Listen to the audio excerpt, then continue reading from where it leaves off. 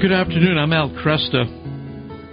The attack upon Coptic Christians on Palm Sunday is especially galling, precisely because, of course, Palm Sunday is the day in which we remember Jesus' triumphal procession into Jerusalem. Now, he comes into Jerusalem, of course, on a donkey. And what kind of warrior comes into battle on a donkey? Well, a warrior that expects to get slaughtered. That's who. And, of course, everybody's cheering for Jesus because they're hoping Jesus is going to come and knock off the Romans, right? So, yay, Jesus, come and get the bad guys who are ruining the world. But that isn't what Jesus is planning on doing. Jesus is planning, in fact, on not ruining their enemies, but redeeming their enemies, and also redeeming them. But oftentimes that's the big problem of the Palm Sunday crowd. It's the crowd that looks to Jesus to come and wipe out the people who are ruining the world for me. To wipe out the Democrats, wipe out the Republicans, wipe out the people who had too big of a carbon footprint, wipe out the environmentalists, wipe out, you know what I'm saying. They're so easy to see and want the Messiah who comes in to destroy all those folks that we believe are ruining the world, when in fact he's coming to redeem the world, including those who are cheering him coming into Jerusalem. See, this is a great week. And Jesus kicks it off with Palm Sunday. He has arranged, he has really stage managed his procession, this triumphal procession into Jerusalem. He is using the week. I like to stress. So if you want to get at Holy Week, if you want to know what's going on there, think of it this way. This is where Jesus begins an intensive week of actions that will clarify who he is and what his mission is. Of course, he's the long-awaited king who will defeat Israel's enemies.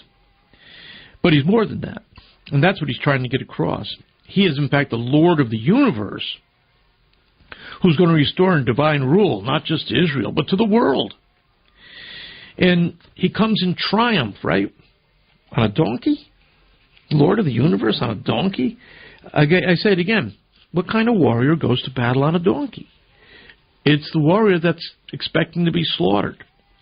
And this appears preposterous, paradoxical, like so much of the Christian faith.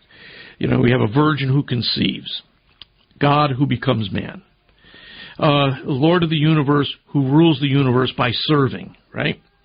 The Lord of life who brings life to all through death.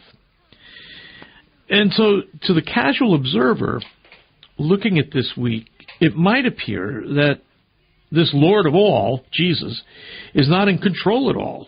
In fact, the events of this week will make it look like he's out of control. Circumstances are assaulting him. He's getting pushed around. He's put into the judicial system. He gets caught up in the Roman crucifixion machinery. And yet, through all of this, he's cool. He's regal. He is in control, and he's engineering the supreme confrontation. He is forcing people to a recognition and to a decision. And he's saying this: kill me or crown me.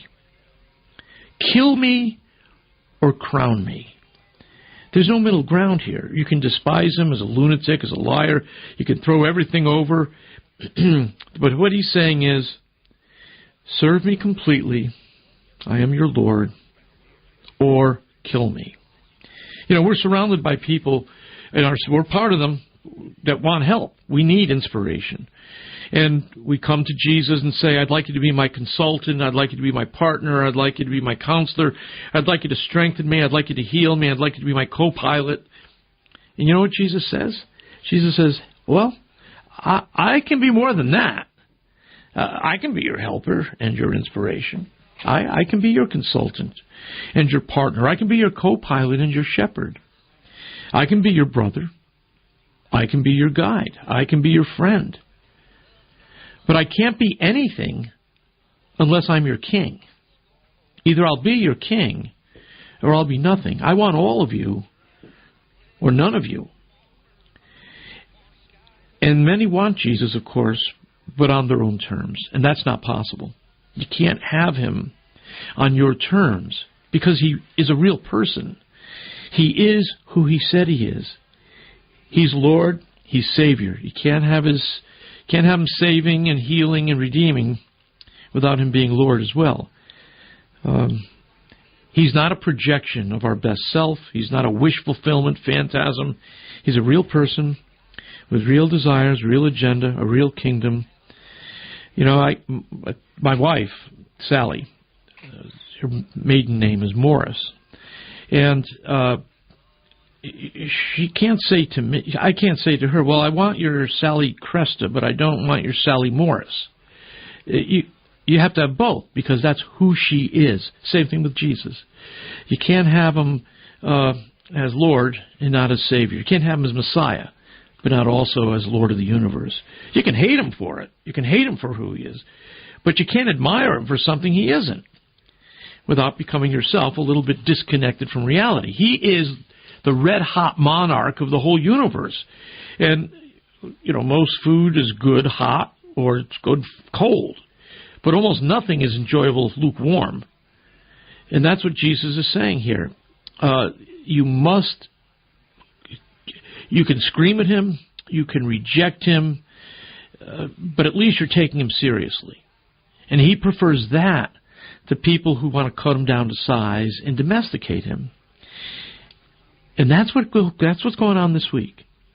Jesus is clarifying who he is. It starts off with the triumphal procession, of course leads into Good Friday and the crucifixion, and of course climaxes with Easter Vigil and the resurrection. So there are those who want to basically hire him, to put him under contract, right? We all need serving, we all need healing, we all need strengthening, we all need consoling. But he gives it on his terms. Crown me or kill me. You can't hire me. You can't place me under your contract. I don't just want you to like me or admire me. You have to kneel before me. And in fact, you've got to also kneel before me as I ride my donkey. My cross, my apparent weakness, because that's all part of this. And you've got to unconditionally surrender to this Lord of the universe who's riding a donkey.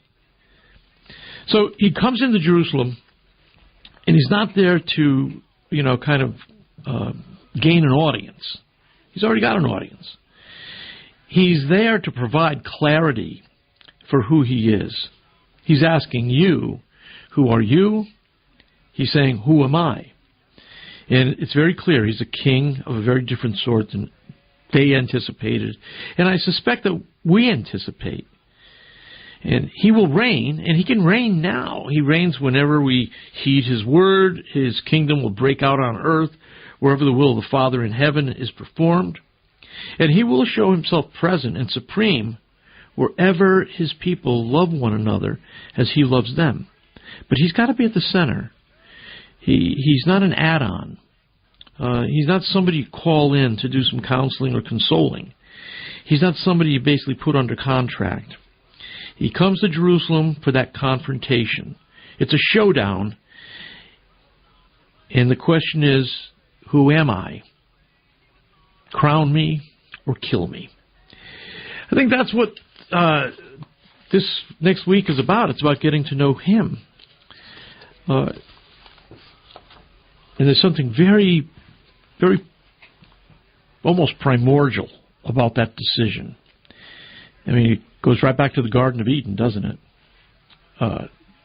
Who is he? Who is the Lord who created us? And what does he expect of us? And who are we?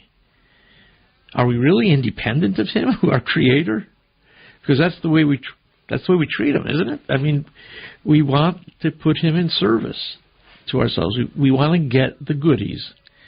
And what he wants is our transformation, which can only happen when we actually recognize him for who he is.